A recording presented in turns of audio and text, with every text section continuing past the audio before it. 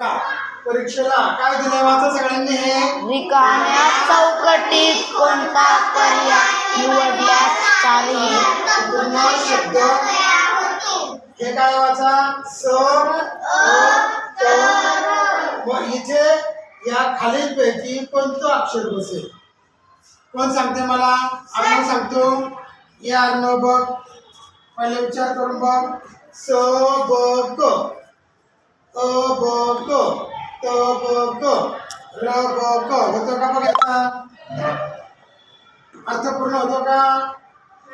याचा बघ आता बलाचा सबला हा अबला होतो का रे शब्द? सबला हो अबला होतो, तबला होतो. होतो आणि रबला होतो होतो ना.